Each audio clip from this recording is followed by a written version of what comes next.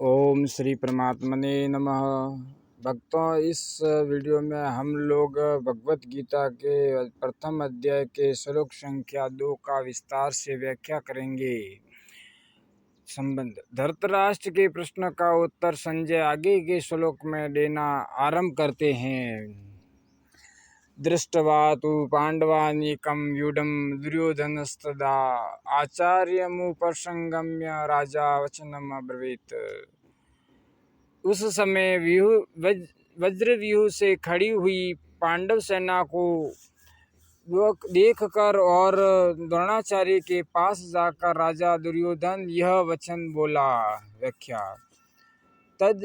तदा जिस समय दोनों सेनाएं युद्ध के लिए खड़ी हुई थी, उस समय की बात संजय यहाँ तदा पद से कहते हैं, कारण कि धृतराष्ट्र का प्रश्न युद्ध की इच्छा वाले मेरी और पांडु के पुत्रों ने क्या किया, इस विषय को सुनने के लिए ही है। दृष्ट्वा पांडवानीकं व्यूढम, पांडवों की वज्रव्यूह से खड़ी हुई सेना को देखने का तात्पर्य है कि पांडवों की सेना बड़ी ही सुचारू रूप से और एक ही भाव से खड़ी थी, अर्थात सैनिकों में दो भाव नहीं थे, मतभेद नहीं था। इस अध्याय में 3 बार दृष्टवा देखकर पद का प्रयोग हुआ है। दृष्टवा पद का 3 बार प्रयोग हुआ है। पांडव सेना को देखकर दुर्योधन का द्रोणाचार्य के पास जाना, कौरव सेना को देखकर अर्जुन का धनुष उठाना और अपने स्वजनों कुटुंबियों को देखकर अर्जुन का मोहविष्ट होना। ओम। इन तीनों में से 2 दृष्टवा तो आपस में सेना देखने के लिए आए हैं और एक दृष्टवा स्वजनों को देखने के लिए आया है, जिससे अर्जुन का भाव बदल जाता है। कौरव सेना में मतभेद था, क्योंकि दुर्योधन दुशासन आदि तो युद्ध करना चाहते थे, पर भीष्म द्रोण विकर्ण आदि युद्ध नहीं करना चाहते थे। यह नियम है कि जहाँ आपस में भेद होता है वहाँ तेज प्रभाव नहीं रहता। कांच कटोरे कुंभ पय मोती मिंत आवास, कांच कटोरे कुंभ पय मोती मिंत आवास, ताल घाव तिरिया कटक फाटा करे विनाश, ताल घाव तिरिया कटक फाटा करे विनाश। उनके पक्ष में धर्म और भगवान श्री कृष्ण थी। जिसके पक्ष में धर्म और भगवान होते हैं उसका दूसरों पर बड़ा असर पड़ता है। इसलिए संख्या में कम होने पर भी पांडवों की सेना का तेज प्रभाव था और उसका दूसरों पर बड़ा असर पड़ता था। अतः पांडव सेना का दुर्योधन पर ही बड़ा असर पड़ा, जिससे वह द्रोणाचार्य के पास जाकर नीति युक्त गंभीर वचन बोलता है। राजा दुर्योधन को राजा कहने का तात्पर्य है कि धृतराष्ट्र का सबसे अधिक अपनापन मोह दुर्योधन में ही था। परंपरा की दृष्टि से भी युवराज दुर्योधन ही था। राज्य के सब कार्यों की देखभाल दुर्योधन ही करता था। धृतराष्ट्र तो नाम मात्र के राजा थे, युद्ध होने में भी मुख्य हेतु दुर्योधन ही था। इन सभी कारणों से संजय ने दुर्योधन के लिए राजा शब्द का प्रयोग किया है।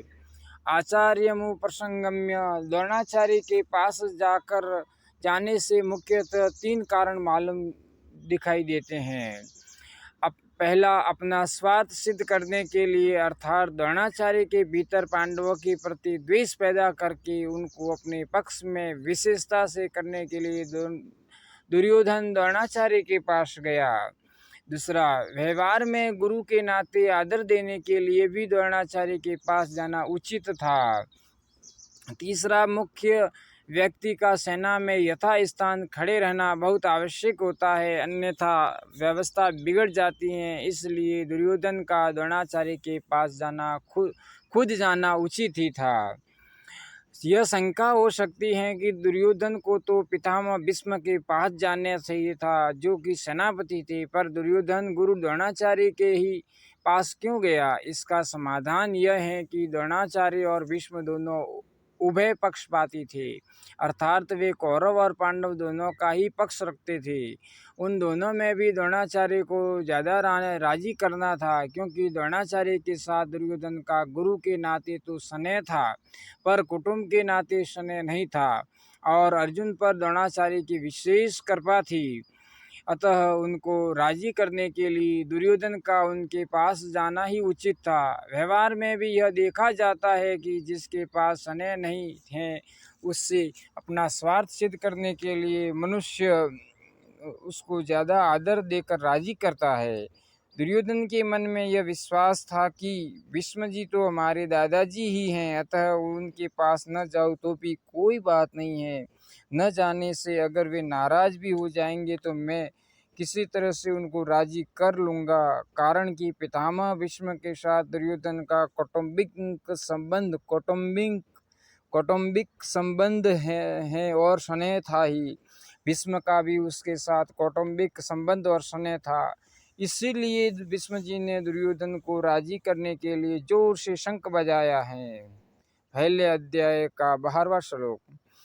वचनम अब्रवीत, यहाँ अब्रवीत कहना भी पर्याप्त था, क्योंकि अब्रवीत क्रिया अंतर्गत ही वचनम आ जाता है, अर्थात दुर्योधन बोलेगा तो वचन ही बोलेगा, इसलिए यहाँ वचनम शब्द की आवश्यकता नहीं थी। फिर भी वचनम शब्द देने का तात्पर्य है कि दुर्योधन नीति युक्त गंभीर वचन बोलता है, जिससे द्रोणाचार्य के मन में पांडवों के प्रति द्वेष पैदा हो जाए और वे हमारे ही पक्ष में रहते हुए किसी तरह से युद्ध करे, जिससे हमारी विजय हो जाए, हमारा स्वार्थ सिद्ध हो जाए।